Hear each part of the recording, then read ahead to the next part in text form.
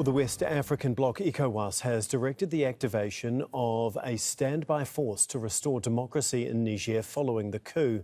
The leaders have concluded their emergency meeting in Abuja. They have condemned the detention of President Mohamed Bazoum and say the regional bloc will enforce strict travel restrictions to Niger and freeze assets of individuals in the way of a return to a civilian government. Direct the Committee of the Chief of Defense Staff to activate the ECOWAS standby force with all its elements immediately.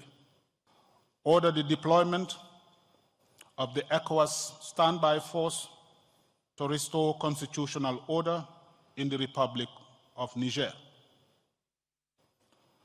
Underscore its continued commitment to the restoration of constitutional order through peaceful means. OK, let's get more on this with Ahmed Idris, who's in Abuja, Nigeria, where that ECOWAS summit has just finished. And Ahmed, first of all, can you just tell us a little bit more about this standby military force? What does it exactly entail? Just how large is it?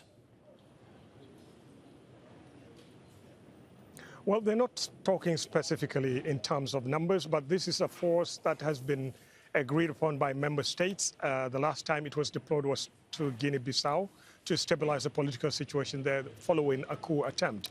So the numbers can range between 3,000 to 6,000 or even more, depending on the circumstances. And this comprises mainly of the military, the police, and even civil components of that standby force. They are armed, and also they are also empowered to carry out other civic duties in areas where they are deployed. So the deployment of this force probably could signal the start of something big, like a military intervention in Niger. OK, is this actually going to work, do you think? I mean, we're looking at strict travel restrictions to Niger, freeze on assets for individuals in a bid to try and return the civilian government. Is any of this actually going to work? It all depends on the willpower of the leaders of the economic community of West African states. Yes, Nigeria has the number, and it's expected to be the largest contributor. And with countries like the United States, France, and others solidly behind ECOWAS, we probably are seeing the possibility of financial help from these organizations. The countries may have, Nigeria and its and member states of ECOWAS may have the numbers, may have the troops, but the financial requirements or the logistics required for this will have to come from external forces as well, because at the moment we're looking at countries that are struggling with their economies right now and also dealing with their own domestic problems. OK, thank you so much for that. That's Ahmed Idris for us in Abuja, Nigeria, where the ECOWAS summit has just concluded. Well, Zainbu Bent Iribi has more from Niger's capital on the coup leaders' action just ahead of the ECOWAS summit.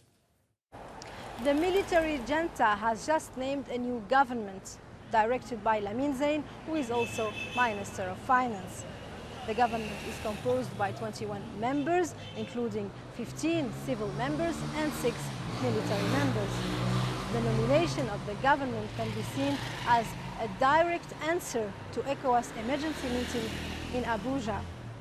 It shows also that the military junta doesn't care about ECOWAS declarations and will continue to ignore any international calls to reinstate the ousted president. The ousted president, who is under house arrest, says that he is living under very hard conditions without electricity, medicine or food. Coup leaders have also accused French forces for fearing captured terrorists in order to destabilize Niger. Al Jazeera, Niamey.